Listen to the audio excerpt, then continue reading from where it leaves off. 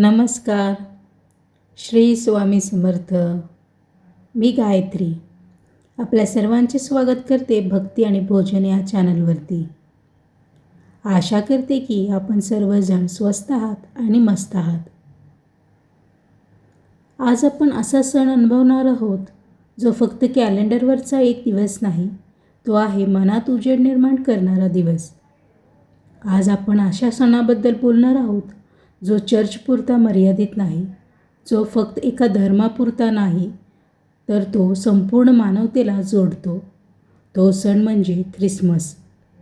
जिथे थंडी असते तिथे ऊब निर्माण करणारा सण, जिथे अंधार असतो तिथे दिव्यांचा प्रकाश पेरणारा सण, आणि जिथे माणूस एकटा पडतो तिथे प्रेमाची मिठी देणारा सण. आजचा हा प्रवास असेल इतिहासाचा, श्रद्धेचा, परंपरांचा आणि सर्वात महत्त्वाचं म्हणजे माणूस म्हणून जगण्याच्या मूल्यांचा. ख्रिसमस म्हणजे काय? ख्रिसमस म्हणजे येशू ख्रिस्तांचा जन्मदिवस. ख्रिस्ट म्हणजे तारणारा, मास म्हणजे सामूहिक पवित्र प्रार्थना. म्हणजेच ख्रिसमस म्हणजेच तारणाऱ्यांच्या आगमनाचा उत्सव. हा तारणारा राजा म्हणून आला नाही, योद्धा म्हणून आला नाही, तो आला सामान्य माणसासारखा. आणि इथूनच ख्रिसमसचा खरा अर्थ सुरू झाला. येशू ख्रिस्तांचा जन्म बेथलेहेम या छोट्याशा गावात झाला. ना राजवाडा, ना सोने, ना ऐश्वर्य, फक्त एक साधी गोठा, थंडी आणि शांत रात्र. आई मेरी आणि वडील जोसेफ. मेरी नम्रतेचं प्रतीक, जोसेफ जबाबदारीचं प्रतीक. येशूचा जन्म आपल्याला शिकवतो, महानता जन्माने मिळत नाही, ती विचाराने मिळते. येशूच्या जन्माच्या वेळी आकाशात एक तेजस्वी तारा दिसला. हा तारा फक्त आकाशात नव्हता, तो माणसांच्या मनात उजळला होता. तो तारा सांगतो, अंधार कितीही खोल असला तरी मार्ग दाखवणारा प्रकाश असतो. आजच्या आयुष्यातही आपण कधीकधी हरवतो, तेव्हा हा तारा आपल्याला आठवण करून देतो, योग्य मार्ग नेहमी अस्तित्वात असतो. बायबलमध्ये ख्रिसमस हा केवळ जन्मोत्सव नाही, तो आहे देवाने माणसावर केलेला प्रेमाचा पुरावा. देव माणसाच्या रूपात आला, दुःख समजून घेण्यासाठी, भूक, वेदना, अश्रू अनुभवण्यासाठी, आणि माणसाला सांगण्यासाठी, तू एकटा नाहीस. ख्रिसमस ट्री म्हणजे नवजीवनाचं प्रतीक. हिरवी पाने सांगतात आशा कधीच संपत नाही. दिवे सांगतात जीवनात प्रकाश पसरव. सजावट सांगते आनंद वाटून घे. ख्रिसमस म्हटलं की डोळ्यांसमोर लगेच येतात सुंदर गुंडळलेले गिफ्ट्स, रिबन आणि आनंदी चेहरे. पण ख्रिसमसच्या भेटवस्तूंची परंपरा फक्त आजची नाही, ती खूप खोलवर इतिहासात आणि श्रद्धेत रुजलेली आहे. आज आपण जाणून घेणार आहोत भेटवस्तू देण्याचा खरा अर्थ. येशू ख्रिस्तांच्या जन्मानंतर दूरवरच्या देशातून 3 ज्ञानी राजे, ज्यांना वाईजमॅन किंवा मेगी असे म्हणतात, बेथलहेमकडे निघाले. त्यांनी आकाशात एक तेजस्वी तारा पाहिला होता. तो तारा त्यांना मार्ग दाखवत होता.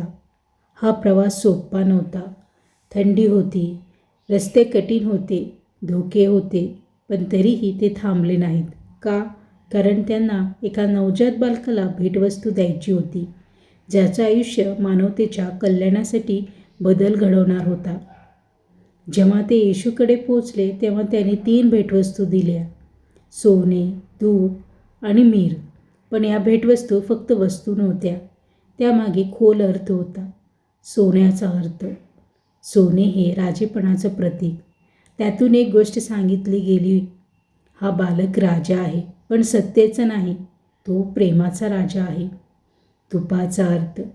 तूप देवासाठी अर्पण केला जातो, त्याचा अर्थ येशू फक्त माणूस नाही, तो दैवी प्रेमाचं प्रतीक आहे. मीरचा अर्थ. मीर हे वेदना आणि त्यागाचं प्रतीक. याचा अर्थ येशूचं आयुष्य फक्त आनंदाचं नव्हतं, तर त्यागाचं होतं. आज आपण गिफ्ट देतो, कपडे, मोबाईल, पैसे या रूपाने. पण ख्रिसमस आपल्याला विचारतो, आपण वेळ देतो का कोणाला? आपण प्रेम देतो का? आपण मदत करतो का? आजच्या धावपळीच्या जगात वेळ ही सर्वात मौल्यवान गोष्ट आहे. आईवडिलांसोबत बसणं, मुलांचं ऐकून घेणं, एकट्या माणसाजवळ थांबणं हीच खरी भेटवस्तू आहे. कोणाला अन्न देणं, गरिबाला कपडे देणं, आजारी माणसासाठी प्रार्थना करणं ही भेट दुकानात मिळत नाही, ती मनातून येते. कधीकधी एक हसू, एक शब्द, एक मिठी ही सुद्धा भेटच असते आणि तीच भेट आयुष्यभर लक्षात राहते. ख्रिसमस आपल्याला शिकवतो, देणं म्हणजे कमी होणं नाही, देणं म्हणजे समृद्ध होणं. जो देतो तो गरीब होत नाही, तो मनाने श्रीमंत होत जातो. ख्रिसमस म्हटलं की आपल्या मनात लगेच एक अजून प्रतिमा येते, ते म्हणजे लाल कपडे घातलेला, पांढरी दाढी असलेला हसतमुख आजोबा. आपण त्यांना म्हणतो सांता क्लॉज. पण सांता क्लॉज एक गोष्टीतला नाही, तो फक्त मुलांसाठीच नाही, तो आहे देण्याच्या भावनेचं जिवंत प्रतीक. सांता क्लॉजमुळं सेंट निकोलस या पवित्र व्यक्तीमध्ये आहे. सेंट निकोलस एक साधा, दयाळू आणि गरिबांसाठी जगणारा माणूस होता. त्याच्याकडे संपत्ती होती, पण त्याने ती स्वतःसाठी नाही तर गरजूसाठी वापरली. तो रात्रीच्या अंधारात गरिबांच्या घराजवळ जाईल आणि कोणालाही न कळता मदत करून निघून जाईल, कारण त्याला प्रसिद्धी नको होती, त्याला समाधान हवं होतं. एकदा एका गरीब कुटुंबात 3 मुली होत्या. लग्नासाठी पैसा नव्हता, भविष्य अंधारात दिसत होतं. त्या रात्री सेंट निकोलसने त्याच्या घराच्या खिडकीतून पैशाची पिशवी टाकली. कोणालाही न कळता, कोणतीही अपेक्षा न ठेवता. हीच कृती आज सांता क्लॉजच्या भेटवस्तूच्या परंपरामागे आहे. आपण म्हणतो सांता क्लॉज खरा नाही, पण जरा विचार करा, जेव्हा एखादी आई आपल्या मुलासाठी स्वतः उपाशी राहते, जेव्हा एखादा माणूस रस्त्यावरच्या भुकेलेला अन्न देतो, जेव्हा कुणीही कोणतीही अपेक्षा न ठेवता मदत करतो, तेव्हा तो कोण असतो? तोच तर खरा सांता क्लॉज.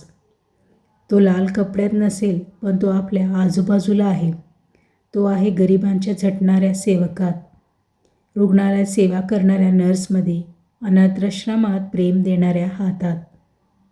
सांता क्लॉज आपल्याला शिकवतो, देणं म्हणजे कमी होणं नाही, देणं म्हणजे माणूस होणं. तो सांगतो, मदत मोठी असायची हवी असं नाही, ती मनापासून असावी. ख्रिसमसचा हा पवित्र संदेश आपल्या मनात खोलवर रुजला असेल, अशी आम्हाला आशा आहे. लक्षात ठेवा, खरा ख्रिसमस बाहेर नसतो, तो आपल्या विचारांमध्ये, कृतींमध्ये आणि एकमेकांशी वागण्यात असतो. आजपासून आपण ठरवूया, थोडं अधिक प्रेम करू, थोडी अधिक क्षमा देऊ आणि गरजूंना मदतीचा हात देऊ. अशीच भक्ती, संस्कार आणि आत्मिक समाधान देणारे व्हिडिओज पाहण्यासाठी भक्ती आणि भोजनला सबस्क्राईब करा. व्हिडिओ आवडला असेल तर लाईक करा आणि आपल्या प्रियजनांपर्यंत शेअर करा. मी गायत्री आपला आता निरोप घेते. पुन्हा भेटूया अशाच भक्तिमय आणि आत्म्याला अन्न देणाऱ्या नवीन विषयासह. तोपर्यंत मेरी ख्रिसमस. पुन्हा भेटूया लवकरच. तोपर्यंत नमस्कार. श्री स्वामी समर्थ.